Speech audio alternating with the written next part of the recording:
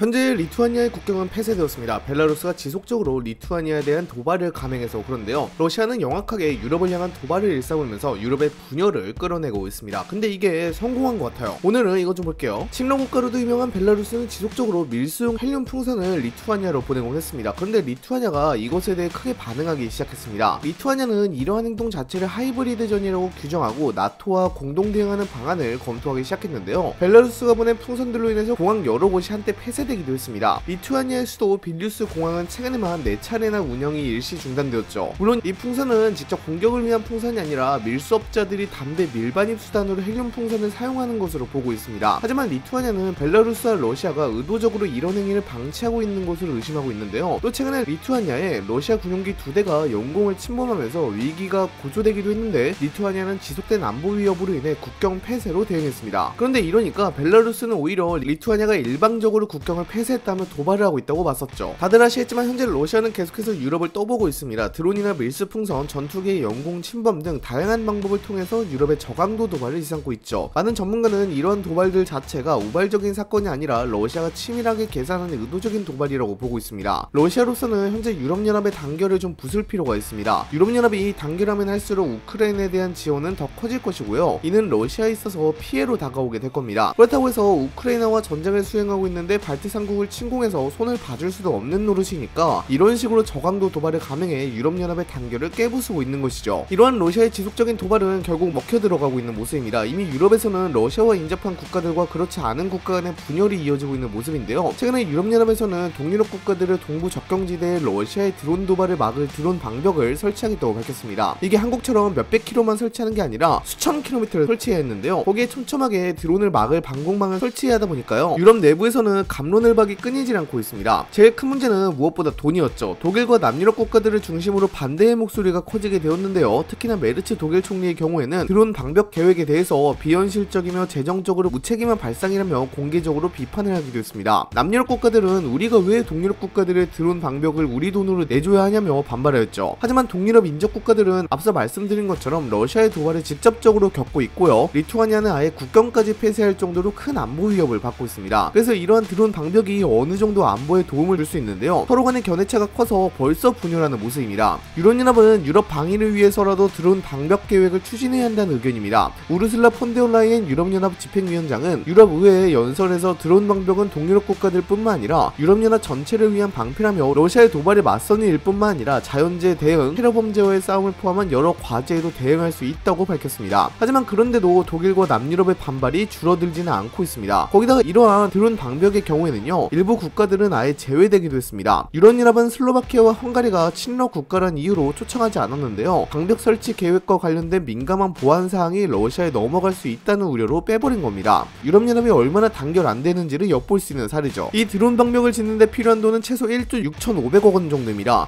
아마 최소치니까 돈은 더 들 겁니다. 그리고 설치되는 구간은 2,600km 정도죠. 그리고 3년 이상의 기간이 소요될 것으로 전망되고 있는데요. 이 드론 방벽이라는 것은 드론 감시 체계와 각종 전자전 장비를 새로 마련해서 접경 지역에 설치 혹은 배치하고요. 각국의 요격 미사일 체제를 통합해 러시아 드론 도발에 즉각적으로 대응할 수 있는 시스템을 갖추는 것입니다. 하지만 돈 문제 때문에 제대로 되지 않고 있죠. 현재 유럽연합이 추진하고 있는 드론 방벽 구상은 출발부터 난항을 겪고 있습니다. 겉으로 보기에는 러시아의 무인기 위협에 대응하기 위한 유럽의 단결된 움직임처럼 보이지만 실제로 그 이면을 들여다보면 이미 균열의 조짐이 뚜렷합니다. 이 계획은 발트삼국과 폴란드, 핀란드 등 러시아와 국경을 맞댄 국가들이 주도적으로 추진하고 있지만 정작 서유럽의 핵심 국가들인 독일, 프랑스, 이탈리아는 여전히 소극적인 태도를 보이고 있습니다. 가장 큰 이유는 돈과 주도권 문제입니다. 드론 방벽 건설에는 최소 10억 유로, 우리 돈으로 약 1조 6천억 원이 필요하다고 추산되지만 이 엄청난 비용을 누가 부담할 것인가에 대한 합의가 전혀 이루어지지 않고 있습니다. 동유럽 국가들은 자신들이 직접 러시아의 위협을 받는 당사자이지만 동시에 유럽의 안보는 공동의 문제이므로 서유럽이 재정적으로 적극 나서야 한다고 주장합니다. 반면 서유럽 국가들은 동유럽의 위기감을 가장된 위협으로 보고 있으며 자신들이 직접적인 위험에 노출되어 있지 않는 만큼 그만한 돈을 투입할 명분이 부족하다고 생각합니다. 독일의 한 외교관은 우리가 또다시 유럽의 방위비를 떠맡을 이유는 없다고 말했고, 프랑스 정부 관계자는 러시아가 실제로 나토 영토를 침범할 가능성은 극히 낮다. 지금은 경제 회복이 우선이라고 언급했습니다. 이런 견해 차이 속에서 프로젝트의 기본 설계, 건설 구간, 방공망 통합 방식, 운영 주체조차 명확히 결정되지 못한 상태입니다. 이미 러시아가 드론 도발과 공중 침투를 여러 차례 감행했음에도 불구하고 나토는 실질적인 대응 조치를 취하지 못했습니다. 나토 나토 헌장 제4조가 여러 번 발동되었지만 그때마다 나온 것은 러시아의 모든 위협에 대해 군사적, 비군사적 수단을 동원하겠다는 선언뿐이었고 실제 행동은 거의 없었습니다. 회의는 반복됐고 경고는 나왔지만 국경지대 주민들의 불안감은 여전히 그대로입니다. 오히려 이런 반복적인 선언과 무대응이 러시아에 서방은 행동하지 않는다는 확신을 심어준 셈입니다. 그래서 많은 전문가들은 지금의 드론 방벽 논의가 정치적 제스처에 불과하다고 평가하고 있습니다. 실제로 유럽 내부의 현실적 이해관계가 너무 복잡하게 얽혀있어 이 계획이 실현되기 어려울 것이라는 전망이 지배적입니다. 러시아 접경 국가들은 지금 이 순간에도 하늘에서 드론이 날아오는데 언제까지 토론만 할 것이냐며 불만을 터뜨리고 있고, 서유럽 국가들은 러시아를 과도하게 자극하면 안 된다, 군사적 긴장 대신 외교적 해법이 필요하다며 신중론을 고수하고 있습니다. 폴란드와 리투아니아, 라트비아는 이미 자체 방공체계 강화에 착수했지만 유럽 차원의 통합망은 여전히 서류 위에서만 존재합니다. 이러한 상황 속에서 유럽의 단결이라는 명분은 점점 힘을 잃어가고 있고 대신 극자도생의 기류가 짙어지고 있습니다. 드론 방벽은 아직 착공조차 되지 않았지만 그 논의 과정만으로도 유럽의 정치적 균열을 여실히 드러냈습니다. 지금의 유럽은 러시아의 도발보다 내부의 불신과 이해관계 충돌로 더 큰 위기에 빠져있는 것입니다. 유럽의 대응이 지지부진한 이유는 단순히 재정 문제 때문만은 아닙니다. 그 이면에는 유럽이 안보 문제에서 구조적으로 단결하기 어려운 근본적인 한계가 자리하고 있습니다. 왜냐하면 EU는 안보 문제를 각 회원국의 주권사항으로 두고 있기 때문입니다. 어떤 위기 상황이 닥쳐도 모든 회원국이 만장일치로 동의해야만 공동 군사행동이 가능하다는 복잡한 절차적 제약이 존재하죠. 예를 들어 리투아니아가 러시아의 도발에 대응하기 위해 신속한 조치를 요청하더라도 프랑스나 이탈리아가 정치적 이유로 반대한다면 EU는 아무런 행동도 취할 수 없습니다. 이런 구조적 한계는 군사적 측면에서 뚜렷하게 드러납니다. 유럽 각국의 무기체계와 방공망은 표준화되어 있지 않아 통합작전이 사실상 불가능합니다. 독일은 자국 기술로 개발한 방공 시스템을 운영하고 있고 프랑스도 독자 방공체계를 유지하며 폴란드는 미국제 패트리엇 미사일을 중심으로 한 방공망을 구축하고 있습니다. 근데 이게 서로 하나로 통합하기가 좀 어렵습니다. 즉 한 나라에서 드론을 탐지하더라도 다른 나라의 체계와 실시간으로 데이터를 공유하거나 대응 명령을 순식간에 연동하기 어렵습니다. 이번에 논의된 드론 방벽도 결국 이런 기술적 비표준화 때문에 실제로 통합된 하나의 방공망이 아니라 각국의 체계를 단순히 이어붙인 수준에 그칠 수밖에 없습니다. 이런 비효율성과 더불어 유럽이 통합이 안 된 이유는 안보를 바라보는 철학의 차이도 자리하고 있습니다. 프랑스는 오래전부터 전략적 자율성을 강조해왔습니다. 유럽이 미국이나 나토의 틀에 의존하지 않고 자체적인 군사력과 의사결정 체계를 가져야 한다는 입장이죠. 반면 동유럽 국가들은 여전히 나토 중심의 안보 체계를 신뢰하고 있습니다. 이들은 러시아의 위협을 직접 마주하고 있기 때문에 미국의 해구상과 나토의 억지력을 최우선의 안전장치로 여깁니다. 이런 시각차는 유럽이 단일한 군사 전략을 수립하는 것을 사실상 불가능하게 만듭니다. 프랑스는 유럽의 독립적 군사정책을 강화하려 하지만 폴란드나 발트삼국은 유럽만 믿고는 안 된다며 오히려 나토와의 연계를 강화하려 하고 있습니다. 그 결과 유럽은 같은 대륙 안에서 두 개의 안보 패러다임이 충돌하는 복잡한 구도를 보이고 있는 것입니다. 이렇듯 유럽의 군사적 통합이 더딘 이유는 단순히 의견 차이나 재정 부담 때문이 아닙니다. 체계적으로 설계된 제도와 기술 그리고 국가 간의 안보 인식 자체가 모두 따로 놀고 있기 때문입니다. 드론 방벽 논의가 아무리 진전된다 하더라도 또 러시아에 대한 대응책이 강화된다고 하더라도 유럽 각국이 서로 다른 생각을 하고 있는 이상 제대로 추진되긴 어려울 것 같습니다. 다시 말해 유럽은 러시아의 드론보다 더 복잡한 내부 시스템과 절차, 이해관계의 미로 속에서 스스로 묶여있는 셈입니다. 당장 조별 과제가 성공 못한 이유도 여러분들도 잘 아시잖아요. 여러분들은 현재 러시아의 지속된 도발과 유럽의 분열에 대해서 어떻게 생각하시나요? 댓글로도 작성해 주시기 바랍니다. 이상 영상 마치도록 하겠습니다. 감사합니다.